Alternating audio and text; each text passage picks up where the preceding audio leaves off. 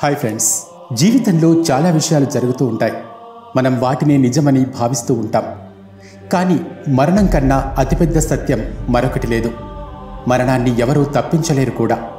అయితే మనిషి మాత్రం తన జీవితాంతం భౌతిక సుఖాల పట్ల వ్యామోహంతోనే బతికేస్తాడు. తన చివరి శ్వాస దగ్గర పడుతున్న సమయంలోనే మరణం శాశ్వతం అనే గొప్ప విషయాన్ని తెలుసుకుంటాడు. మరణానికి మించింది లేదు అని తెలుసుకుంటాడు. అప్పటికి జరగాల్సింది జరిగిపోతుంది కూడా. అలా ఎవరైనా వ్యక్తి మరణించినప్పుడు వారికి సంబంధించిన కొన్ని సంస్కారాలు చేయవలసి ఉంటుంది. భారతదేశంలో దహన సంస్కారాలకు సంబంధించి ఎన్నో నియమాలు ఉన్నాయి. ఆధ్యాత్మికపరమైన శాస్త్రపరమైన అంశాలపైనే ఈ సంస్కారాలు ఆధారపడి ఉన్నాయి. దహన సంస్కార నియమాలలో ముఖ్యమైన అంశం ఏంటి అంటే మరణించిన వారికి కొత్త బట్టలు చుట్టడం. చనిపోయిన వ్యక్తి అంత్యక్రియలు చేసే ముందు, అంటే చితి వెలిగించే ముందు కొత్త బట్టలు ఎందుకు కడతారు అనే ప్రశ్న మనలో చాలామందికి వస్తుంది. మరణించిన వ్యక్తికి కొత్త బట్టలు కట్టకపోతే ఆ ఆత్మకు ఏం జరుగుతుంది? ఆత్మకు కొత్త దుస్తులకు మధ్య సంబంధమేమిటి? ఇది ఒక అంశమైతే, మరో ముఖ్యమైన అంశం మరణించిన వ్యక్తి దుస్తులను కొంతమంది కుటుంబ సభ్యులు గుర్తుగా ఉంచుకుని వాళ్ళ జ్ఞాపకార్థం ధరిస్తూ ఉంటారు. అలా చేయటం వల్ల మరణించిన వ్యక్తి యొక్క ఆత్మకు అసలేం జరుగుతుంది? ఈ అంశం గురించి గరుడ పురాణంలో ఏముందో ఈరోజు ఈ వీడియోలో తెలుసుకుందాం. కాబట్టి వీడియోని ఎక్కడా స్కిప్ చేయకుండా ఎండ్ వరకు చూడండి. హిందూ మతం ప్రకారం ఎవరైనా వ్యక్తి మరణించినప్పుడు ఆ మృతదేహాన్ని గంగాజలంతో పవిత్ర స్నానం చేయిస్తారు. ఆ తర్వాత ఆ మృతదేహానికి కొత్త బట్టలు కడతారు. చనిపోయిన వ్యక్తికి దహన సంస్కారాలు చేసే ముందర పవిత్ర గంగాజలంతో అసలు స్నానం ఎందుకు చేయిస్తారు అనే విషయం గురించి ముందుగా మనం తెలుసుకోవాలి. హిందూ మతంలోని 18 పురాణాలలో ఒకటి గరుడ పురాణం. ఈ విషయాలన్నింటి గురించి ఇందులో వివరంగా రాయబడింది. గరుడ పురాణం ప్రకారం భగవంతుడి నామాన్ని పఠిస్తూ మరణించిన వ్యక్తికి స్నానం చేయిస్తారు. ఏదైనా తీర్థస్థలంలో, అంటే పవిత్ర స్థలంలో అంత్యక్రియలు నిర్వహించే పరిస్థితి లేనప్పుడు ఇలా గంగాజలంతో మృతదేహానికి స్నానం చేయిస్తారు. అలా మృతదేహానికి స్నానం చేయించే సమయంలో భగవంతుని నామజపాన్ని అస్సలు ఆపకూడదు. భగవంతుడి నామాన్ని జపిస్తూనే ఉండాలి. అలా జపిస్తూ మృతదేహానికి స్నానం చేయించేప్పుడు ఆ మృతదేహం కూడా పవిత్రంగా మారుతుంది. అలాగే ఆ గంగాజలం ఎక్కడైతే పడుతుందో ఆ ప్రదేశం మొత్తం పవిత్రంగా, ప్రశాంతంగా మారుతుంది.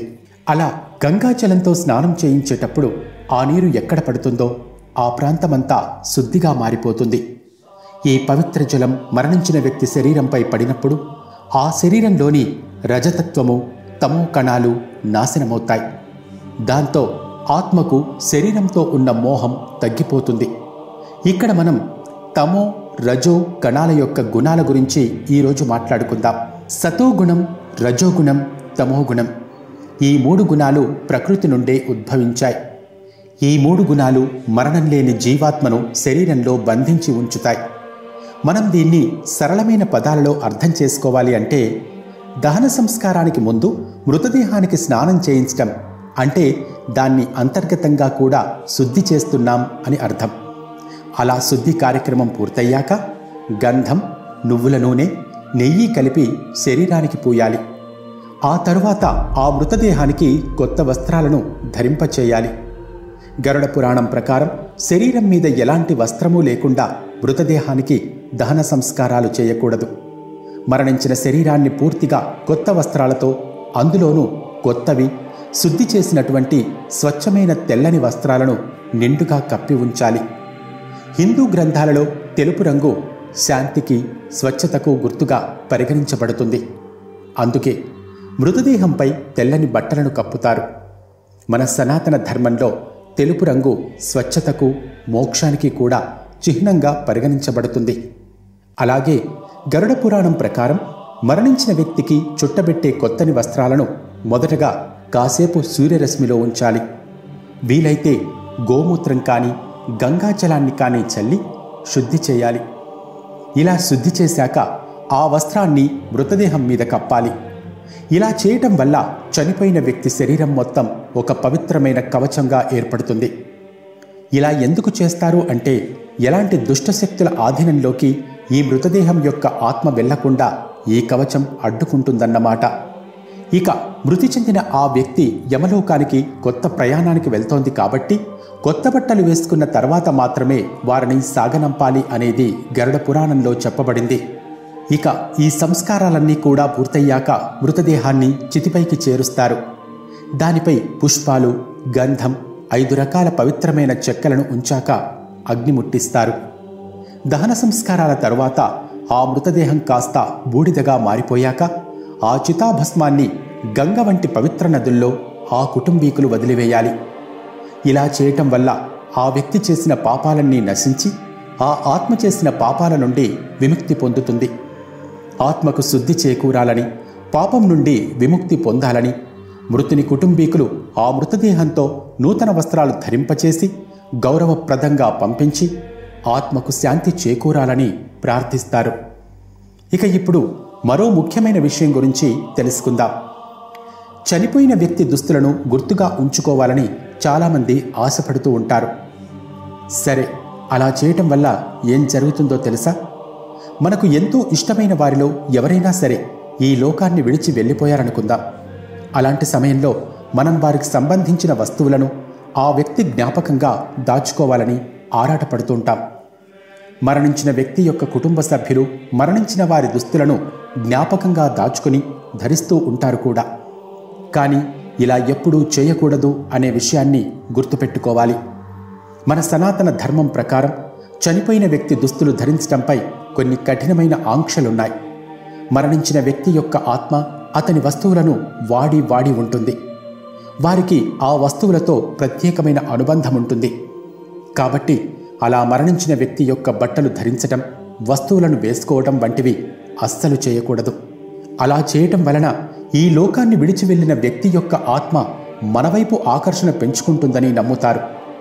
అలా ఆకర్షణ గురి కావటం వలన మోక్షాన్ని పొందటంలో ఆ ఆత్మ నష్టాన్ని అనుభవించాల్సి వస్తుంది.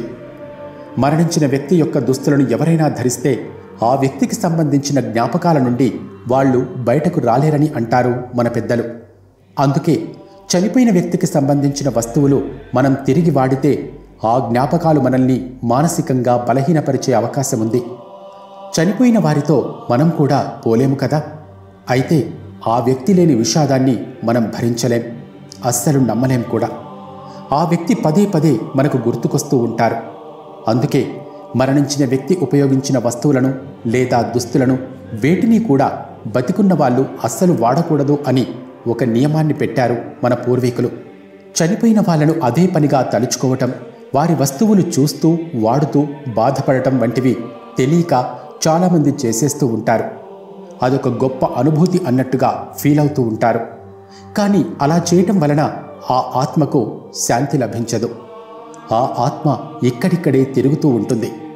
ఆ వస్తువులు, దుస్తులు తీసుకున్న వారి నుంచి దూరంగా వెళ్ళటానికి ఇష్టపడదు. అలా వారి ప్రయాణాన్ని ముందుకు సాగనివ్వకుండా అడ్డుపడటం అనేది మనకు పాపంతో సమానం. ఆ ఆత్మ మరో జన్మను వెతుక్కుంటూ తన దారిన తనను పంపించేయాలన్నది ఇందులోని సారాంశం. ఎంత ప్రియమైన వారి వస్తువులైనా, ఎంత ఖరీదు పెట్టి కొన్న వస్త్రాలైనా సరే మరణించిన వ్యక్తి యొక్క సన్నిహితులు, ఆప్తులు వాడుకోవటం మంచిది కాదని గరుడ పురాణం చెబుతోంది. చనిపోయిన వారిని ఎంత తొందరగా మరిచిపోతారో ఆ ఆత్మ కూడా అంతే తొందరగా ఈ భవబంధాలను మరిచిపోయి తన కొత్త ప్రయాణాన్ని సాగిస్తూ తన కొత్త జన్మను వెతుక్కుంటూ వెళ్ళిపోతుంది. మళ్ళీ ఏదో ఒక రూపంలో జన్మిస్తుంది. చనిపోయిన వారిని అదే పనిగా తలుచుకుంటూ బాధపడుతుంటే ఆ ఆత్మ కూడా ఘోషిస్తూ ఉంటుంది. అది బతికున్న వారికి అంత మంచిది కాదు. అయితే చనిపోయిన వారి వస్తువులను కానీ దుస్తులను కానీ దానం చేస్తే ఆ ఆత్మ చాలా సంతోషంగా ఉంటుందట. అలా దానం చేయటం వలన మరణించిన వారి ఆత్మ ప్రశాంతతను, శాంతిని పొందే అవకాశం ఉంటుంది. మరణించిన వారి దుస్తులు దానం చేయటం వల్ల మరణించిన వారికి, వారి కుటుంబానికి ఆశీర్వాదాలు కూడా అందుతాయి అని మన పురాణాలు చెబుతున్నాయి. చూసారా? ఈ వీడియో మీకు ఎలా అనిపించింది? కింద కామెంట్ సెక్షన్లో తెలియచేయండి. Thanks for watching.